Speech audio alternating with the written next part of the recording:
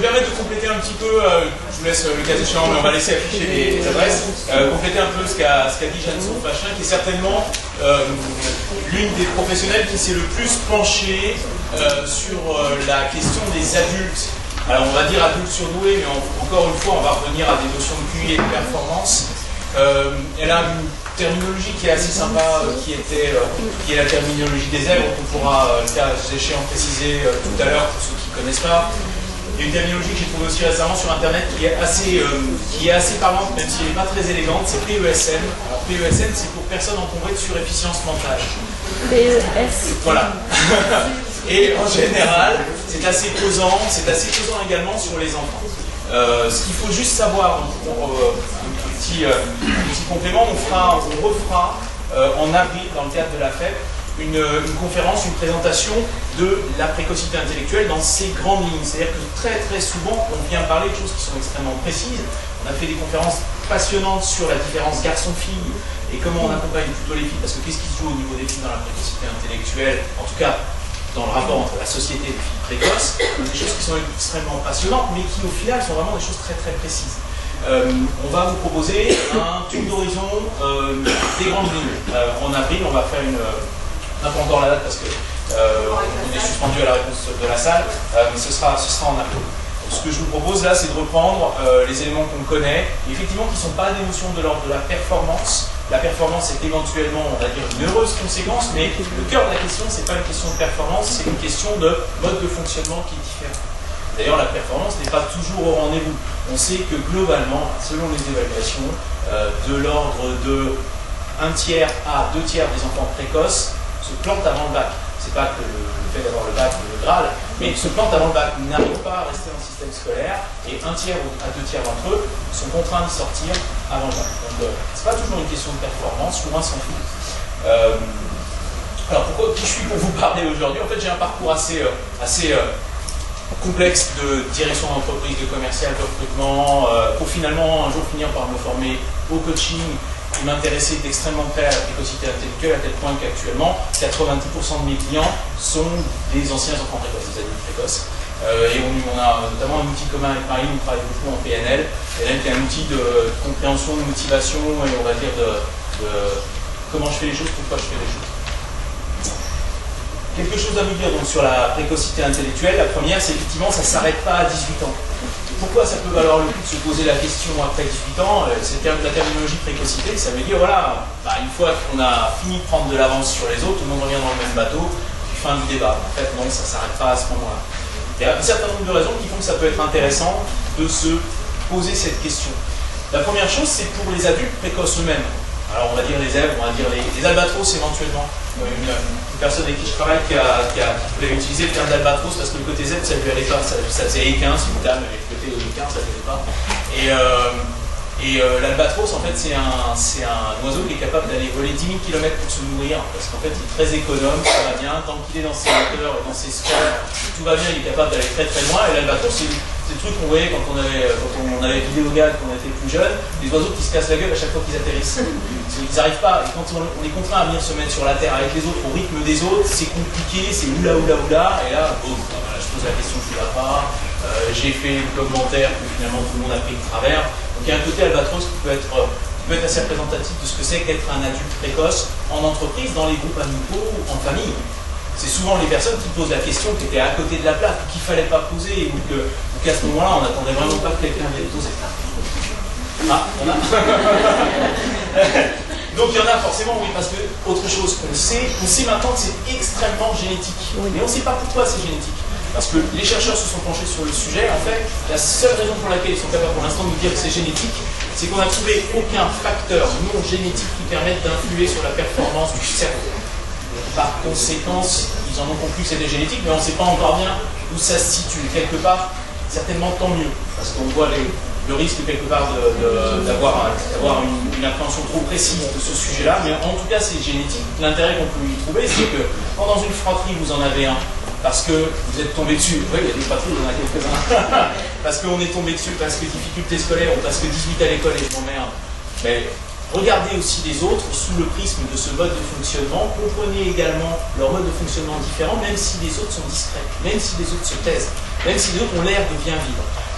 La fusion à l'intérieur, la cocotte minute, elle est la même si l'enfant est discret, même s'il semble bien adapté. Alors, sur un enfant bien adapté, il n'y a pas forcément lieu d'appeler les pompiers, mais globalement, plus on comprend son mode de fonctionnement et plus on se met à son diapason, même sur un enfant qui semble heureux, plus on l'aidera à être encore plus heureux.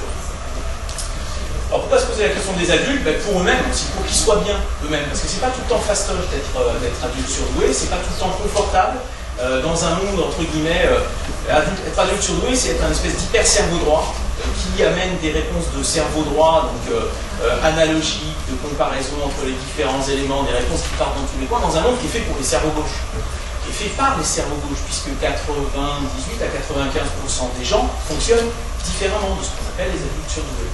Donc en fait, le monde est câblé pour eux, les normes sociales, la façon de réagir, la bonne façon de réagir en société est câblée en fonction de la majorité, bien évidemment.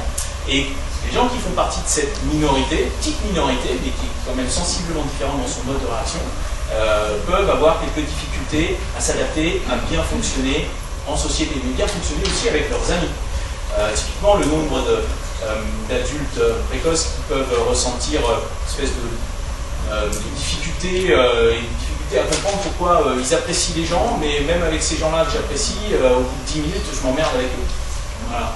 Les discussions ne sont pas assez profondes. Bon, ouais, ok, c'est ma famille, mais bon, au bout de 10 minutes, faut que je me lève de table, c'est pas possible. Je supporte plus. On a parlé 4 fois du temps qu'il faisait, on a parlé 2 fois du dernier discours politique, et en restant sur des banalités, je comprends. Et c'est une vraie difficulté, heureusement parfois elle fait rien. C'est une vraie difficulté, du coup, dans l'intégration sociale. Donc ça vaut le coup aussi de se poser la question pour du coup apprendre à gérer ça, à comprendre d'où ça vient. Ça ne vient pas d'un manque d'amour ou d'amitié qu'on pourrait porter aux siens ou aux gens qui les entourent, c'est juste qu'à un moment, le cerveau n'est pas mis sur le même diapason. Pourquoi se poser la question aussi? Parce qu'en le comprenant, on sait pourquoi, on comprend mieux pourquoi les adultes surdoués ont tout le temps la sensation d'être en déprime, en dépression, ou alors, si ce n'est tout le temps, super fréquemment quand même, et face à des détails. Ça s'appelle la dysthymie, c'est une espèce de dépression à bas bruit, je parle sous contrôle, une dépression à bas bruit, qui va être résistante aux médicaments, hein, c'est-à-dire qu'on peut aller se médicaliser autant qu'on veut. En général, la dysthymie, c'est ce dont Jeanne-Sophie Fachin-Passé qui parlait tout à l'heure, est résistante aux médicaments. Et en fait, c'est une espèce de tristesse. On a pu appeler ça la nostalgie, on a pu appeler ça, il y avait une autre terminologie qui m'échappe dans l'instant. Mais une espèce de... Mélancolie, merci, c'est ça, c'est exactement. C'est la mélancolie. La mélancolie, c'est la dysthymie, et en fait, c'est résistant au médoc, et puis ça fait partie intégrante, alors il serait un peu trop long de détailler pourquoi là, ça fait partie intégrante des conséquences du mode de fonctionnement du cerveau des élèves. Pourquoi se poser la question aussi? Pour être bien au boulot, parce qu'on voit bien que ce mode de réponse décalé, combien il peut être difficile en entreprise, ou en entreprise on nous demande la plupart du temps de l'application. On ne nous demande pas de remettre en question la stratégie, on ne nous demande pas de se projeter dans 5 ans, on ne nous demande pas de savoir si ça va planter. Vous avez 4 fois qu'on fait le même truc et que ça fait 4 fois que ça plante et qu'il faudrait bien qu'on invente un autre truc. On ne nous demande pas ça. Du coup, soit dit en passant, on trouve souvent les adultes surdoués dans des fonctions extrêmement autonomes, voire j'ai quitté l'entreprise et je me suis démerdé tout seul, donc on les trouve dans tout un tas de fonctions avec des pistes à la fin, des gistes à la fin, mais en tout cas beaucoup de gens qui sont indépendants au final, parce qu'ils avaient quelques difficultés à tenir dans la chaussure dans laquelle on leur demandait de tenir. Pourquoi? Pour la famille aussi. C'est vachement important de s'intéresser aux adultes surdoués, parce que c'est pas tout le temps des gens faciles à vivre, c'est même assez souvent des gens difficiles à vivre. Et même entre deux adultes surdoués, on va pas forcément super bien s'entendre. Ce serait un peu trop fastoche comme ça. C'est important de le comprendre pour leur famille, c'est-à-dire que quand ils vont pouvoir mieux comprendre comment ils fonctionnent, du coup, mieux maîtriser leur fonctionnement, mieux l'adapter à leur environnement, ils vont être aussi de meilleurs parents, de meilleurs conjoints, de meilleurs frères, de meilleures sœurs, de meilleurs enfants pour leurs parents. Parce que c'est super compliqué. Nombre de parents surdoués, dont j'ai pu, allez, on va prendre un peu de distance, comme ça ne blessera personne, dont j'ai pu entendre parler par leurs enfants avec lesquels je travaille, ont été des parents extrêmement durs, extrêmement sévères, extrêmement cassants, alors qu'eux-mêmes étaient concernés. Mais ne le sachant pas, ils n'ont jamais réussi à faire le lien entre ce qui se passe dans ma tête, ce qui se passe qui nous semble de toute façon pas normal, parce que la société nous explique que c'est c'est pas normal. Et ça se passe de la même façon dans la tête de mon gamin, mais en même temps, ça me rappelle et ça me ramène à mes écarts, moi, qui m'ont posé des problèmes dans la vie. Donc mon gamin, je vais m'assurer que surtout, il ne se comporte pas comme ça, qu'il rentre bien dans le rang, qu'il ne soit pas emmerdé comme j'ai été emmerdé. Ça peut être un raccourci que je vous fais, mais ça peut ressembler à ça. Donc pourquoi s'intéresser à la compréhension des adultes sur eux aussi pour aider leurs enfants et leurs donc voilà, ça c'est une première base. Alors, je vais vous donner quelques éléments, des grands éléments de repère du fonctionnement des adultes surdoués. Un grand élément de repère, c'est l'intensité. C'est-à-dire qu'on n'est pas dans le ventre mou. C'est des gens qui vont toujours dans l'extrémité, tout le temps, c'est fatigant d'ailleurs. Quand ils vont être passionnés, ils vont être super passionnés. Mais quand ils vont lâcher une passion, ils vont même plus vouloir en entendre parler. On va être dans des personnalités qui vont avoir des grands coups de balancier, en fait. Hein. J'adore quelqu'un, je le porte nu, ça, on voit ça, souvent ça. Ils sont toujours en recherche d'avoir enfin des gens qui les dépassent de la tête et des épaules. Enfin un prof, enfin un patron, enfin quelqu'un où l'adulte puisse se dire « Waouh, putain, cette personne-là, enfin j'ai quelqu'un, je peux suivre une lumière, je peux suivre un phare. » Donc ça, ils vont monter très très haut, porter cette personne éventuellement au nu, et le moindre moment où cette personne va trébucher, ce sera le dernier des ennemis. Ce sera une catastrophe et vous n'aurez plus du tout en entendre parler. Donc c'est des gens qui fonctionnent beaucoup, les adultes surdoués dans les extrêmes. Là, je vous donne un élément. Les éléments que je vous donne globalement, quand on rassemble ce qui se dit par un certain nombre de spécialistes et puis dans la pratique qu'on peut avoir les uns et les autres, si on listait 100% il y a 35-40 grands traits qui caractérisent les adultes surdoués, sachant qu'en fait c'est pas des clones. Mais globalement, on a tendance à considérer, même s'il n'y a pas encore d'éléments scientifiques étayés sur le sujet, que les gens qui regroupent 60 à 80% de ces traits sont concernés. J'ai vu un certain nombre d'adultes surdoués qui cherchaient à comprendre des choses sur eux-mêmes et qui disaient, par exemple, Thuo Fachin, un excellent livre sur le sujet qui est trop intelligent pour être heureux, point d'interrogation, et qui disait, je ne suis pas concerné parce qu'à la page 333, elle dit un truc, et vraiment, c'est pas moi, je ne suis jamais senti comme ça, non. Donc en général, c'est la synesthésie. La synesthésie sous certaines formes extrêmes, elle parle d'enfants qui vous jureraient père et mère que le A il est rose et il est rugueux. Et le B il est bleu, il est tout doux. C'est même pas la peine. C'est de la synesthésie. C'est à un moment, il y a des sens qui se mélangent tellement ça va vite. Et alors forcément, tout le monde n'est pas concerné par la synesthésie. Alors vous avez les adultes surdoués, surtout sont les premiers à douter, à venir chercher pourquoi ils ne le sont pas, parce que la terminologie est très dure à porter. Il faut dire surdoué. Le poids social d'être surdoué. Ça fait porter des valises quand même. Et donc en général c'est à cette page-là, c'est pas la 333, hein, mais à cette page-là, ou une ou deux autres comme ça, c'est ce truc-là, tiens, comme ça je suis pas surdoué. Donc globalement, les choses dont je vais vous parler, et puis les autres éléments qui constituent les grands traits caractéristiques de la précocité intellectuelle, une fois qu'on a dépassé la majorité, de ma pratique, les gens qui ne sont pas concernés, alors ma pratique qui n'est pas, j'ai pas mis nom de pratique, seront plutôt à 30% de taux de concordance, 30-40%. C'est-à-dire un truc sur trois, ils vont dire oui.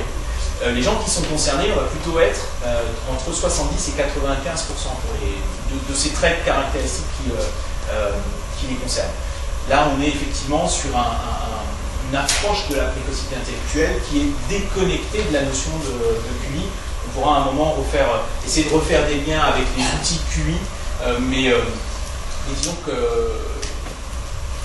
la précocité intellectuelle, on l'a vu, est loin de se résumer au but. Il y a une vraie fulgurance intellectuelle chez les adultes surdoués. Une espèce de truc qui va très très vite, souvent trop vite pour eux d'ailleurs. C'est-à-dire, c'est ce qu'ils expliquaient tout à l'heure sur une ou deux interventions, c'est des gens qui vont avoir du mal à expliquer pourquoi. Explique-moi pourquoi ta conviction est si forte. Là, t'as un truc, ça t'a l'air chevillé au corps, on est persuadé, et explique-moi pourquoi. Et bien là, des fois c'est un peu compliqué, au même titre que les enfants, c'est parfois un peu compliqué quand ils doivent passer dans la méthodologie mathématique de la démonstration. Ça c'est en général assez rock'n'roll. Vers la 6e, 5e, quand il faut les contraindre à la démonstration mathématique, c'est un peu rock'n'roll. C'est un peu pareil avec les adultes, c'est-à-dire qu'il y a une conviction extrêmement forte qui se fait. Je vais vous donner quelques éléments de réponse juste un peu après là-dessus. Conviction très forte qui se fait et des difficultés à l'expliquer. Il y a un ennui viscéral chez les adultes. Alors, il le cache souvent, il le cache sous des atours parfois bizarres, c'est-à-dire il le cache soit en devenant des frénétiques du travail, soit parfois en devenant des procrastinateurs extraordinaires. Procrastiner, c'est remettre à plus tard ce qu'on pourrait faire tout de suite. Une des raisons pour lesquelles les adultes surdoués peuvent être amenés à procrastiner, c'est qu'est-ce que je vais bien pouvoir faire quand j'aurai fini. Et là, ils se retrouvent face au vide sidéral. C'est quand j'aurai fini mon boulot, il va falloir que je reste ici assis à mon bureau pendant 6 heures, qu'est-ce que je vais pouvoir faire? Donc là, je vais faire 1 million d'autres trucs pour pas m'y attaquer, puis pour m'attaquer à 6h moins le quart au machin que je suis censé avoir fini avant 6h. Et là, à 6h moins le quart, en général, c'est le feu dans la tête, mais néanmoins, ils ont géré le temps comme ça, en gardant un peu sous le coude, en gardant le truc pour le dernier moment, parce que ça rassure de ne pas se retrouver face au vide. À la limite, ça peut être une bonne façon de fonctionner parce que leur cerveau y est adapté. Nombre d'adultes surdoués vous diront qu'ils ne sont pas capables d'aller produire quelque chose quand c'est sous la contrainte. Par contre, au moment où c'est venu, ça descend tout seul, il n'y a même pas besoin c'est venu tout seul. Par contre, tant qu'ils ne le savent pas, c'est compliqué à vivre comme truc. C'est pourquoi je me fous tout le temps en retard, puis pourquoi ça fait 15 fois que j'essaye de descendre le machin dans les délais où on m'a demandé de le descendre, je suis vraiment une truffe parce que j'y arrive pas. Donc il y a un côté, un des intérêts aussi de le comprendre, c'est de se réconcilier avec soi-même, de devenir un bon partenaire pour soi-même, c'est se regarder avec connivence, avec connaissance et avec affection, plutôt que de se regarder en permanence sous le prisme du « n'est pas capable de venir normalement ». Les adultes surdoués, si leur éducation leur permet, ont un sens de l'humour extrêmement particulier. En général, un humour cynique, voire froid, voire caustique. Je dis si leur éducation leur permet, parce que parfois, non, l'éducation, on ne va pas être cynique, on ne va pas être caustique, mais en général, c'est un humour de rebond, c'est pas poète-poète avec des bonnes blagues, c'est un humour de rebond où je vais avoir chopé une situation ou quelqu'un sur une contradiction, sur un machin, et là, pouf, le truc il va arriver sur un jeu de mots, sur des choses qui sont vraiment de l'ordre du j'utilise la matière qui vient au fur et à mesure qu'elle vient, et c'est là que je vais m'en servir pour faire de l'humour. On n'est pas dans l'humour des gens qui connaissent le livre des 1001 blagues par cœur. Alors, une des choses cruciales, c'est cette espèce d'hyper-cerveau droit avec option. Alors, l'hyper-cerveau droit avec option, il va avoir 4 grandes options. Donc, l'hyper-cerveau droit, ça veut dire que face à une question, les zèbres vont venir amener une réponse de cerveau droit au lieu d'une réponse de cerveau gauche. Qu'est-ce qu'on fait demain? La réponse classique, c'est demain, à midi, il y a mamie qui vient manger, on peut se lever tranquillou, et puis l'après-midi, on ira peut-être faire une balade. Donc voilà, ça c'est une réponse classique de cerveau gauche. Réponse de cerveau droit, ça va être, attends, pourquoi tu me poses la question? Est-ce que tu as quelque chose à me demander? Tu veux faire quelque chose demain? Si tu veux pas faire quelque chose, est-ce que tu avais un message à me faire passer? Est-ce que tu veux savoir si je me suis organisé ou si je ne me suis pas organisé? Parce qu'il y avait peut-être des courses à faire. Et est-ce que tu veux savoir si on va manger à midi ou si on va manger plus tard? Est-ce que tu veux savoir si tu veux faire une... Voilà. Donc ça, c'est la réponse d'hyper-cerveau droit face à une problématique de cerveau gauche. Extrêmement déstabilisant, extrêmement culpabilisant. On n'est jamais foutu d'apporter une réponse simple à une question simple. Donc ça, c'est mieux de le savoir aussi. Parce qu'en même temps, l'air de rien, on fait tout le temps la liste des difficultés, mais c'est aussi une grande richesse. C'est la capacité à explorer en un instant un certain nombre de voies que personne n'aura exploré. C'est mais c'est la capacité aussi, du coup, à venir sur tout un tas de terrains où les autres peuvent gagner à ce que l'hyper-cerveau droit vienne apporter des réponses à des questions qui n'ont pas été posées, qui viennent résoudre des problèmes avant qu'ils ne se posent. Les Cassandres, c'est des hyper-Cassandres, les hyper-cerveaux droits, parce qu'ils vont tout le temps se poser des questions avant que le problème n'arrive. Donc on a tout le temps l'impression qu'ils sont dans le problème, alors que non. Ils sont en permanence dans on va les éviter, on va faire en sorte que ça se passe bien. Pour faire en sorte que ça se passe bien, on va détecter les problèmes. Du coup, on les accuse en permanence d'être des gens négatifs, alors que non, ils crèvent d'envie d'être que des gens positifs. Mais il faut bien baliser le chemin, parce que sur le chemin, il y a des soucis. Donc il y a ça. Le cerveau, donc l'hyper-cerveau droit, il y a ce mode en arborescence où ça part dans tous les coins. J'en avais une autre qui était, c'est un Z qui va, c'est les gens qui vont, le petit vélo s'arrête jamais. Le cerveau il marche tout le temps. Voilà, je peux vous faire un quart d'heure. Le petit vélo il s'arrête jamais et il part en arborescence. Donc il peut y avoir une illustration, c'est dans la voiture, un zèbre, vous allez pas le choper parce qu'il soit assis à côté de vous et qu'il pense à rien. C'est pas possible. Si vous lui demandez à quoi tu penses, éventuellement il ne vous dira pas parce qu'il était parfait, il est trop perché, mais il ne pensera pas à rien. Donc ça peut être du genre, je regarde un arbre et l'arbre, il y a des nuances de vert dans l'arbre. D'ailleurs, ça me fait penser que la dernière fois qu'on est passé chez mamie, il y avait un arbre qui ressemblait à celui-là, il y avait des nuances de vert. Et merde, mamie, je ne l'ai pas appelé depuis longtemps, donc je l'ai appelé mamie. Mais on est le 25, j'ai dépassé mon forfait. Donc j'ai dépassé mon forfait, j'avais laissé faire avant. Mais je suis plus engagé dans un mois. Et le dernier iPhone qui vient de sortir, il me branche bien, donc je ne vais pas appeler laisser faire, je vais aller chez Orange, je vais changer de téléphone. Et là, regardez un arbre, il part chez Orange. Donc ça c'est assez typique quand même, hein, d'un fonctionnement. Certains nous racontent des trucs parfois dans la famille un peu, mais typiquement ça va être des gens qui vont se brosser les dents, ils vont se dire que j'ai les mains sales, et là ils vont se laver les mains, ils ont encore la brosse à dents à la bouche. On est dans ce genre de comportement. Donc en même temps, c'est des gens qui vivent 15 choses en même temps. Donc ça n'est pas que négatif. Un Z il vit 4 journées quand quelqu'un d'autre en vit une. C'est extrêmement riche. Et bien canalisé, c'est 4 fois plus riche. C'est parfois 4 fois plus le bordel, tant que c'est pas canalisé. Un autre élément, c'est l'hyperesthésie. Deux choses qui viennent se renforcer l'une et l'autre, l'hyperesthésie et le déficit de l'inhibition latente. L'hyperesthésie, c'est, on en parlait tout à l'heure quand on parlait des sens, l'hyperesthésie est inhérente au fonctionnement des êtres. Ça va être des gens qui vont être dérangés par la lumière, pas tous tout le temps, mais à un moment, ça va être des gens qui vont être dérangés soit par la lumière, soit par les musiques un peu, le truc qui souffle là tout à l'heure. Voilà, c'est infernal. Et ça va être des gens qui, dans une pièce, à un moment, vont vous dire mais putain, coupe cette musique. La musique est tout bas au fond là, mais ça les empêche de se concentrer. Ils l'entendent fort. Ça va être des gens qui vont être très dérangés par les odeurs, très fréquemment. Voilà. Après, l'audition, le côté hyperesthésique sur la vue et l'audition peut parfois être corrompu par des notions de difficulté auditive ou de myopie. Donc parfois on ne le voit pas. Du coup, c'est pour ça que l'odeur est à la limite un traceur un petit peu plus fréquent. Dérangé par les odeurs de transpiration dans une salle. Enfin, voilà. Un zèbre qui s'assoit dans une salle où il y a quelqu'un qui a couru avant, il le sait. L'autre élément qui vient avec cette hyperesthésie, c'est le déficit de l'inhibition latente. Le cerveau humain est fait théoriquement parce que dans la grotte, il y a quelques millions d'années, quand on était dans la grotte, il y avait un feu et qu'on était bien à l'abri dans la grotte, on n'entend plus au bout d'un moment le feu qui crépite et qu'on n'entend plus au bout d'un moment les branchages dehors qui frottent un peu, de sorte d'être capable d'entendre le prédateur quand il arrive. Je vous la fais à gros traits, mais c'est un peu ça. Le déficit d'inhibition latente, c'est que le cerveau des zèbres n'est pas capable de couper l'information. Il n'y arrive pas, il ne trie pas les informations pertinentes. Donc le zèbre, il va continuer à entendre le feu qui crépite, il va continuer à entendre le bruissement, puis ça va le rendre fou, ça va donner des je n'arrive pas à me concentrer. Ça va donner, quand on parle des déficits de concentration, chez les enfants, chez les adultes, la concentration peut être extrêmement complexe. Donc il y a le côté, la mouche dans la pièce, le zèbre il va l'apercevoir pendant un quart d'heure, alors que les autres vont l'apercevoir pendant 2 minutes. Au bout d'un moment, ça coupe quand même, ça met du temps à couper. Deuxième élément dans le déficit de l'inhibition latente, c'est aussi un déficit de la priorisation des informations. Toutes les informations qui arrivent dans le cerveau d'un zèbre ont la même importance. Ce qui amène aussi à des difficultés face aux consignes. Alors,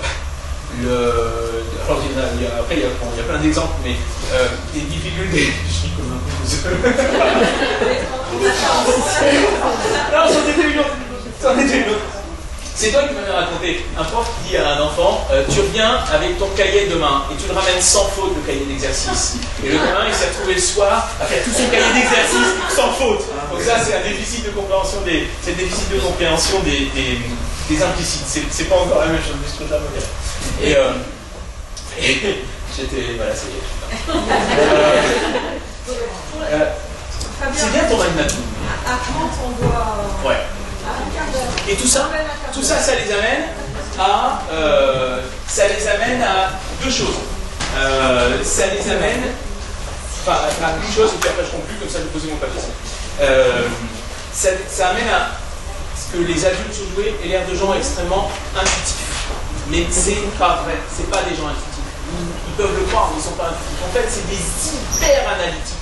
C'est-à-dire que le cerveau qui fonctionne en permanence, qui est en permanence alimenté par l'ensemble des informations qui ne sont pas hiérarchisées et qui tournent tout le temps, ça fait que c'est des gens qui vont savoir de quelle humeur vous êtes à la façon dont vous allez rentrer dans une pièce quand ils vous connaissent, qui vont savoir quelle va être la teneur de discussion à la façon dont ils vont voir leur patron rentrer dans une pièce, ou un collaborateur rentrer dans une pièce.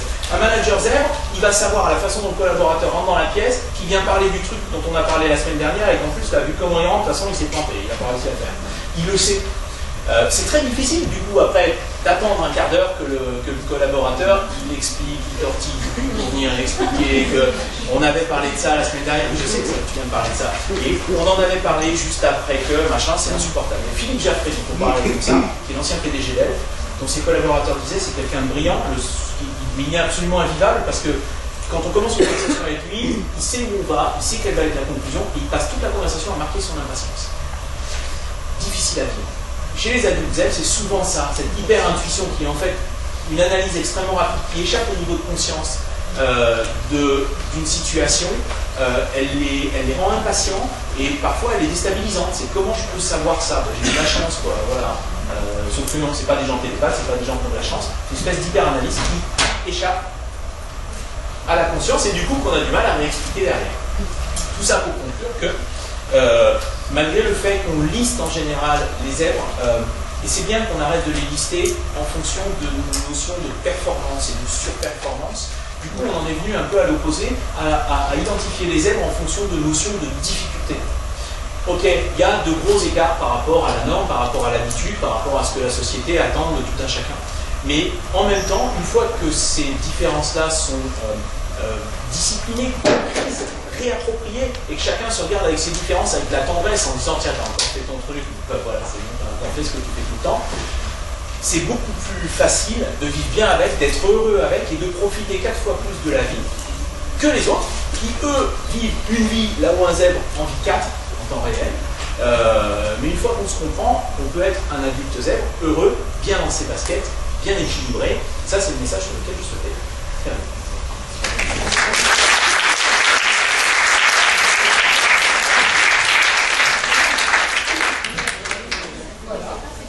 J'ai presque du BDF. Pardon. Ah, d'où vient le zèbre? Alors, le zèbre, c'est justement Janssen Fachin qui a utilisé la terminologie de zèbre pour plusieurs raisons.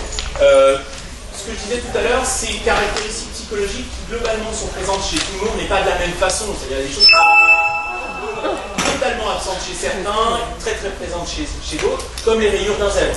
Elles sont toutes là, mais en même temps, elles n'ont pas toutes la même forme, pas toutes la même ampleur. Plusieurs autres éléments dans la biologie avec le zèbre. Le zèbre est le dernier équidé qu'on n'a pas su domestiquer. Donc, alors, je casse un peu le truc en disant qu'on n'a pas vraiment essayé. Mais néanmoins, allons un peu plus loin dans l'analogie. Le zèbre est un équidé extrêmement méfiant. Là où le canasson il vient sur le côté pour vous bouffer sa carotte, même quand on a enfermé un troupeau de zèbres dans un enclos, ils ne vont pas venir bouffer leur carotte sur le côté. Ils restent méfiants au bout. Le parallèle que je fais avec ça, c'est... et après je reprendrai le parallèle que Janssen Fachin a fait. Le parallèle que je fais avec ça, c'est que les zèbres ont toujours un deuxième programme qui tourne. Il y a toujours une intention derrière la façon dont ils disent les choses. C'est-à-dire qu'un adulte ou un enfant zèbre va faire gaffe à plaire, faire gaffe à pas vexer, faire gaffe à ce qu'il y a derrière le langage. Donc en fait, derrière ce qu'ils disent, il y a toujours un deuxième programme de vigilance, ou de calcul, de manipulation des fois. On le voit parfois avec les enfants zèbres.